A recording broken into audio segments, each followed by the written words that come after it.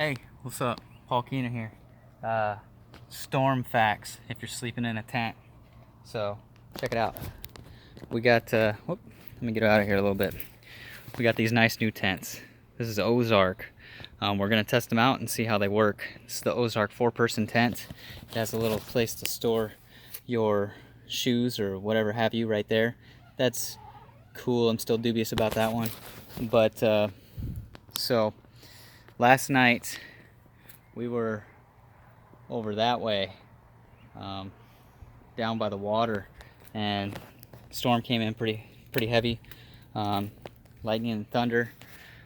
I moved my tent from there to under there, as well as Quincy did his, and it worked out okay. The thing is I had a teepee tent. Those are really cool. You get a lot of space with a teepee tent, but the thing is for that structure to work, at least the simplest form, where it just has basically two poles, like a Y, keeps it up, you have to have your structure stuck into the ground for it to keep it taut. So if you don't have your structure stuck into dirt or sand or something tight like that, then that teepee just falls over. So teepee tent, not good when you have to move your whole bivouac really quick. And so what I did was, got some help over there. Oh, there's a human bird. And put our camps right underneath that shelter. What's that? The tents. I seen that one that he said earlier, and I was just like, his tent was not just that color. Yeah. Voila, magic.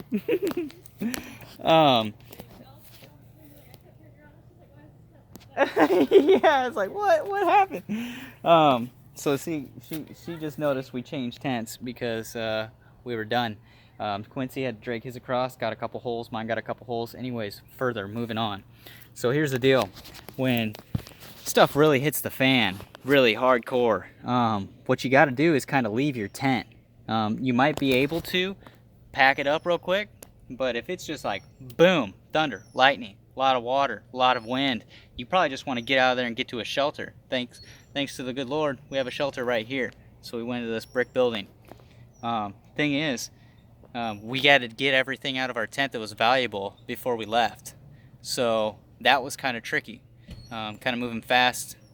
Wind's blowing so hard that I was in my tent and it actually moved over while I was in it. So that wasn't the most comfortable feeling.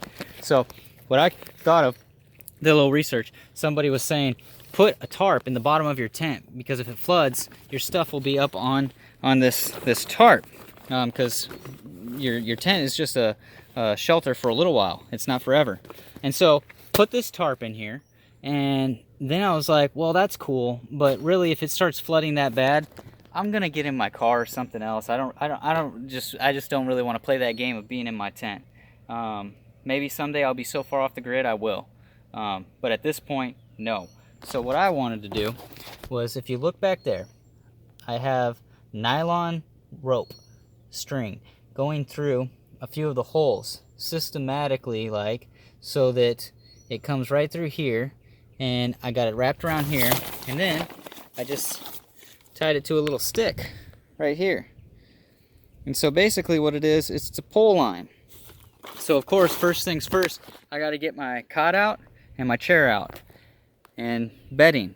After that, it's not too hard. But say you've been living in this thing for a little while, you might have a couple other things in there, and you got to act like that. Well, after you get those things out real quick, get them to safety, then you run back to your tent, you pull the lines, both of these lines. I got one here, and I got one running through right there behind my cot, coming over here. Boom, pull these lines, and it works as a giant knapsack. And so you just pull that out, and then you have that real quick, and then you wrap it up a little bit more, run inside to wherever you got to go, and then your stuff stays dry. Say you have matches in there or something you don't want to get wet. Last night, my sleeping bag got soaked. So thankfully I'm in a warm climate, Mississippi, but it was still a little nippy at night, you know? But thankfully I got that nice little travel blankie right there. And also, I'm a man, okay? So, yeah, got that done. So, that's a bucket, and this is grass.